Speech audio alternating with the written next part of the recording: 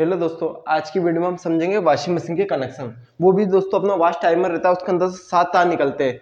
तो उस टाइमर के कनेक्शन किस तरह से करते हैं दोस्तों, इस वीडियो के अंदर आपको बिल्कुल जीरो से मैं आपको बताऊंगा। तो ठीक है दोस्तों, आपको 7 तार वाला टाइमर मेरे हाथ में नजर आ रहा होगा। जैसे मैं आपको गिन के बताता हूँ, 1 2 3, ये 4 इधर है। ठीक है दोस्तों, 3 और 4 7। तो ये 7 तार का टाइमर, इसकी वायरिंग किस तरह से करते हैं वॉशिंग मशीन के अंदर दोस्तों, मैं आपको बिल्कुल जीरो से बताऊंगा।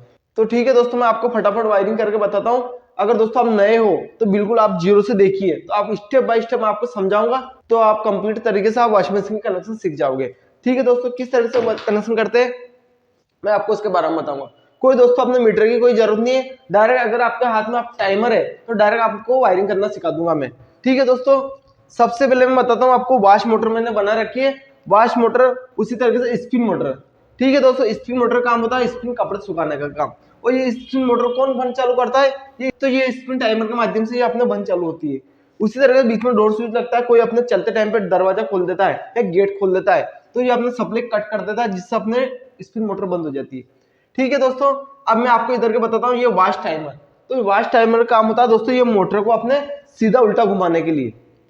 ठीक है दोस्तों, तो ये एक और अपने सेलेक्टर स्विच भी है दोस्तों। सेलेक्टर स्विच का काम होता है या मोटर को अपने हाई स्पीड में घुमाना है कि अपने लो स्पीड में घुमानी है। तो किस तरीके से इसके कनेक्शन करते हैं, एक और चीज दोस्तों, अपना बजर। बजर का काम होता है दोस्तों, अपने वॉशिंग मशीन के अंदर कपड़े वॉश हो जाते हैं, तो उसके बाद अपने 30 से 35 सेकंड पहले अपना टाइमर बंद होता है ना, उससे 30 से 35 सेकंड पहले अपने बजर अपने आवाज करने लग जाता है। ठीक है, बजर का काम होता है ओनली बस संकेत करने का काम। अब मैं आपको सबसे पहले वॉश टाइमर कनेक्शन करके बताता हूँ दोस्तों। मेरा हाथ में आप देख सकते हो, ये वॉश टाइमर है दोस्तों। ठीक है, इसके कनेक्शन किस तरह से करते हैं, तो ठीक है दोस्तों, बिना मीटर के भी आपको मैं चेक करना बताऊंगा, किस तरह से अपने कंफर्म करेंगे कौन सा तार किसका है। ठीक है, तो अधिकतर वॉशिंग मशीन के अंदर आपको 7 तार का टाइमर मिलेगा, तो उसके कनेक्शन किस तरह से करते हैं मैं आपको उसके बारे में बताता हूँ। तो दोस्तों, ये मेरे हाथ में 7 तार का टाइमर है, इसको इस तरह से अपना उल्टा करेंगे। ठीक है दोस्तों, ये 9 वाला सिरा अपने पीछे की तरफ रखेंगे, इस तरह से अपना उल्टा कर देंगे। अब क्या करेंगे दोस्तों, ये 3 तार है, तो इस तरीके से मैंने बीच में आपको गैप बना रखी है। ठीक है, इस तरीके से इसमें गैप है, तो इसमें भी मैंने गैप बना रखी है। तो क्या है दोस्तों, इधर का जो पहला तार है, इधर से स्टार्ट करेंगे मेरा राइट हैंड की तरफ से। इसका पहला तार कौन सा है दोस्तों, ये बजर का है। ठीक है, इस तरीके से मैं इसका तार को मैं बजर में जोड़ दूंगा। ठीक है, उसके बाद दोस्तों इधर की तरफ देखना, आप इधर की तरफ एक तार आपको बड़ा नजर आ रहा है। ठीक है, इधर की जो 3 तार है इधर की तरफ, उसमें से एक तार आपको बड़ा नजर आ रहा है, तो ये बड़ा वाला तार अपने फेस का इनका रहेगा दोस्तों। तो किस तरीके से में एक लीड रहती है, ये अपना वॉशिंग मशीन की लीड, लीड के अंदर से अपने 3 तार नजर आते हैं। ठीक है, एक तो अपने अर्थ का रहता है, इस तरीके से अपना अर्थ बॉडी में जोड़ दिया जाता है, मोटर की बॉडी में अपने इस तरीके से जोड़ दिया जाता है। उसी तरीके दोस्तों एक अपने न्यूट्रल का रहता है, एक अपने फेज का रहता है। तो क्या करेंगे, फेज वाला वायर को अपने यहां लाके इन टाइमर के अंदर इसके अंदर जोड़ देंगे। ठीक है दोस्तों, तो मैंने क्या किया, फेज वाला वायर, ये कौन सा है, बड़ा वाला वायर है ना, इधर की तरफ जो बड़ा वाला था। तो ठीक है दोस्तों, मैंने बड़ा वाला वायर को फेज की सप्लाई दे चुका हूं। ठीक है, अब क्या है, ये अपने पास वाला एक छोटा तार देखने को मिल रहा है आपको। ठीक है, इधर की तरफ मैं आपको वापस बताता हूं, ये बीच में गैप है, और उसके बाद इधर की जो बड़ा वाला के पास में एक और छोटा तार नजर आ रहा है आपको। ठीक है, तो ये मेरा सेलेक्टर का इनका है, काय का दोस्तों, सेलेक्टर का इनका। तो इस तरीके से इस वाले तार से अपने सेलेक्टर पे इन पे चला जाएगा।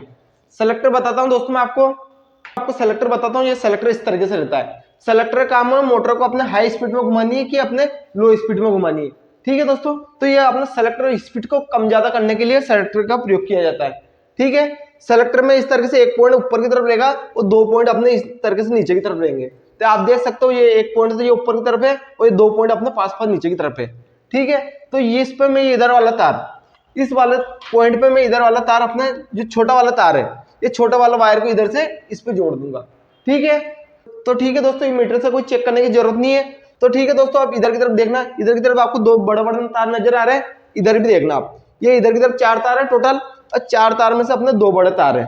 ठीक है, ये इधर की तरफ का है ये। तो अब इधर की तरफ जो बड़े तार है बड़े बड़े, वो अपने मोटर के रनिंग स्टार्टिंग है, इस मोटर के रनिंग स्टार्टिंग पे वो आएंगे।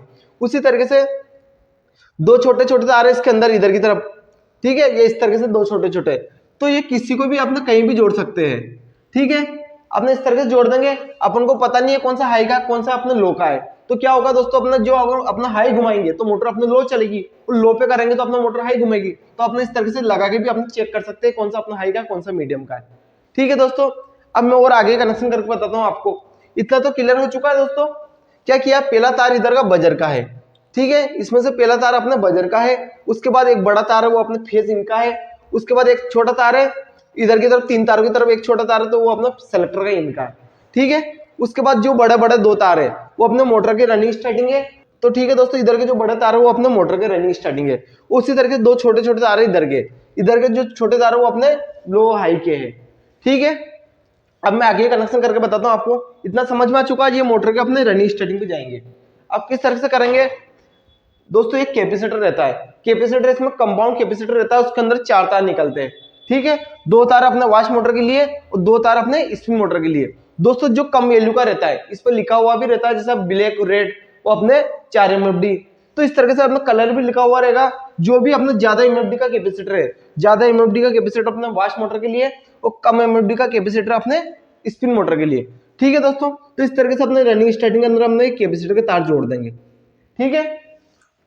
ये अपने रनिंग स्टार्टिंग के अंदर अपने कैपेसिटर के तार जोड़ दिए मैंने। इसी तरीके से इधर के भी रनिंग स्टार्टिंग के अंदर अपने कैपेसिटर के तार जोड़ दूंगा मैं, ठीक है।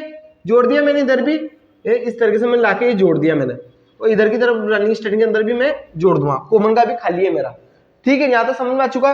तो ये 2 तार आए हुए हैं ऊपर से, तो ये 2 तार दोनों अपने इस तरीके से कोई भी तार किसी में जोड़ सकते हैं, ठीक है, कोई भी तार किसी में जोड़ सकते हैं इस तरीके से कैपेसिटर वाला वायर में। तो क्या होता है दोस्तों, एक बार सप्लाई इस तार पे आती है, एक बार सप्लाई इस तार में आती है, तो क्या होता है मोटर एक बार सीधी एक बार उल्टी, एक बार सीधी एक बार उल्टी। ये अपना वॉशिंग मशीन की मोटर जो स्पिन वाली मोटर रहती है वो एक बार सीधी उल्टी चलती है, तो ये सीधी उल्टी चलाने का काम अपने वॉश टाइमर का होता है, ठीक है दोस्तों। 7 तार का टाइमर की चेकिंग इधर की तरफ समझ में आ चुकी है। अब मैं आपको नॉर्मल इधर कनेक्शन बताता हूँ दोस्तों। अपना स्पिन टाइमर रहता है दोस्तों, अपने स्पिन टाइमर रहता है वो हमेशा अपने 2 तार का मिलेगा। किस तरीके से दोस्तों, ये मेरे हाथ में आप देख सकते हो, ये हमेशा कोई भी कंपनी की वॉशिंग मशीन हो उसके अंदर आपको 2 तार का टाइमर मिलेगा, स्पिन टाइमर, ठीक है। तो दोस्तों उसके बाद अपने डोर स्विच के अंदर 2 पत्ती निकली हुई रहती है, इसमें किसी में भी इन किसी में भी अपने आउट करा सकते हैं, ठीक है दोस्तों। तो इस तरीके से अपने एक पॉइंट को अपने इस तरह इन करा देगा, दूसरे से आउट करेगा, अपने वॉशिंग मशीन की रनिंग वाले पॉइंट पे लेकर जाएंगे, ठीक है। अब आगे कनेक्शन करके बताता हूँ मैं आपको। इसमें फेज टाइमर के अंदर भी जाएगा, तो सबसे पहले अपने फेज के सप्लाई टाइमर के अंदर दे देंगे, यहाँ से फेज ले लेंगे, ठीक है, यहाँ से फेज लेके अपने इस टाइमर के अंदर दे देंगे, ठीक है। उसके बाद इस टाइमर के 2 तार रहते हैं, किसी के अंदर भी दे देंगे, दूसरे से अपने किसी एक के अंदर दे देंगे और दूसरे से अपने आउट करा के डोर स्विच के अंदर दे देंगे, ठीक है। और डोर स्विच के दूसरे पॉइंट से आउट करा के अपने ये मोटर के रनिंग वाला तार पे जोड़ देंगे। तो इस तरीके से इसके कनेक्शन अपने कंप्लीट हो चुके हैं, ठीक है। आया आपको समझ में। एक और दोस्तों हम अपने न्यूट्रल की वायरिंग बाकी है। अब न्यूट्रल की वायरिंग बाकी है तो क्या होगा दोस्तों, जिसको अपने न्यूट्रल की जरूरत है, जिसको अपने न्यूट्रल की जरूरत है उसको न्यूट्रल दे देंगे। तो इस स्पिन मोटर को भी न्यूट्रल की जरूरत है, तो वाश मोटर को भी अपने न्यूट्रल की जरूरत है। उसी तरह बजर भी अपना न्यूट्रल फेज से चलता है, फेज तो अपने टाइमर के माध्यम से मिल चुका है और न्यूट्रल इसको इधर से मिल जाएगा, ठीक है। तो ये न्यूट्रल का तार है, सबसे पहले मैं कहाँ दूंगा, ये मोटर के स्पिन मोटर के कॉमन वाले पर, ठीक है। न्यूट्रल का तार मैंने स्पिन मोटर के कॉमन पे दिया, उसी तरह न्यूट्रल का तार कहाँ दूंगा मैं, अपने वॉश मोटर के कॉमन पे, ठीक है। वॉश मोटर के कॉमन पे दे चुका हूं, उसी तरीके से न्यूट्रल का तार किस पे दूंगा मैं, बजर पे, ठीक है दोस्तों। ये आ चुका है आपको समझ में। तो ठीक है दोस्तों, अपने वॉशिंग मशीन के 7 तार वाला टाइमर की वायरिंग आपको कंप्लीट तरीके से मैंने करके बता दी। तो ठीक है दोस्तों, मैं आपको एक बार समझाता हूँ। ये मेरा हाथ में 7 तार वाला टाइमर है, ठीक है। इधर के दोस्तों 3 तार, इधर के 3 तार में दोस्तों अपने इस तरह के उल्टा करेंगे। उल्टा करने के बाद जो पहला तार है वो अपने बजर का, ठीक है। उसके बाद जो बड़ा तार है, दोनों कहने का मतलब दोनों दोस्तों एक ही रहते हैं, किसी पे भी फेस की सप्लाई दे सकते हैं अपने। फिर भी जो बड़ा तार रहता है उसको अपने फेस की सप्लाई इस तरीके से दे रखी मैंने, ठीक है। इसका बड़ा तार है तो इधर से फेस लाया हूं, उसको मैंने फेस की सप्लाई दे चुका हूं। उसके बाद इसका छोटा तार, इधर की तरफ जो 3 तार है उसमें से छोटा वाला तार अपने दोस्तों सेलेक्टर के इन वाले पॉइंट पे चला जाएगा, जो अकेला पॉइंट है सेलेक्टर के अंदर, ठीक है। जो अकेला पॉइंट है सेलेक्टर के अंदर उसके अंदर चला जाएगा। उसके बाद क्या होगा दोस्तों, इधर की तरफ 4 तार है, उसमें से जो बड़ा बड़ा तार रहते हैं, इधर की तरफ 4 तार है, जो बड़ा तार रहते हैं वो अपने मोटर के रनिंग स्टार्टिंग पे इस तरह से जोड़ देते हैं, ठीक है। जोड़ दिया मैंने, कैपेसिटर लगा के जो कैपेसिटर वाला तार है अपने रनिंग स्टार्टिंग उस पे दोनों जोड़ देंगे। कोई भी तार किसी में जोड़ सकते हैं, कोई दिक्कत नहीं है। उसी तरह के दोस्तों जो छोटे तार है इधर की तरफ, ठीक है, इधर की तरफ जो छोटे तार है वो अपने सेलेक्टर पे अपने चले जाएंगे, ठीक है। कोई भी किसी में जोड़ के देख लेंगे, किस पे अपने मोटर अपने लो चल रही है, किस पे अपने हाई चल रही है। उल्टा भी चलेगी दोस्तों, अपने इसको अपने चेंज कर देंगे, कोई दिक्कत नहीं, कोई शॉर्ट सर्किट कुछ भी नहीं होगा, ठीक है।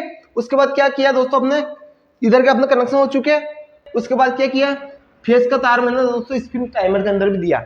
स्पिन टाइमर से आउट करा के मैंने डॉट स्विच के माध्यम से रनिंग वाला पॉइंट पे दे चुका हूँ। ठीक है, जैसे भी कोई अपने चलते टाइम पर, जैसे वॉशिंग मशीन का स्पिन टाइमर अपने ऑन है, किसी ने ढक्कन खोल दिया चलते टाइम पे, तो ये क्या करेगा, एक तो सप्लाई भी कट हो जाती है, एक को अपना ब्रेक भी लग जाता है इस मोटर के ऊपर। ये कैपेसिटर है तो ज्यादा इम्यूनिटी का कैपेसिटर इधर लगता है और कम इम्यूनिटी का कैपेसिटर अपने इधर की तरफ लगता है। ठीक है दोस्तों, मैं आशा करता हूँ आपको ये वायरिंग समझ में आ चुकी होगी। ठीक है, मैं आशा करता हूँ आपको ये वायरिंग समझ में आ चुकी होगी। अगर दोस्तों इस वीडियो के अंदर आपको कोई कंफ्यूजन है तो वीडियो पे कमेंट कीजिए, और दोस्तों आपको वीडियो अच्छी लगी तो वीडियो को लाइक कीजिए और साथ में एक प्यारा सा कमेंट कीजिए, जिससे मेरा हौसला बढ़ सके। और दोस्तों आप चैनल पर नए हो तो चैनल को सब्सक्राइब कर लीजिए। मिलते हैं दोस्तों इस तरह की नई वीडियो में। वीडियो देखने के लिए बहुत बहुत धन्यवाद।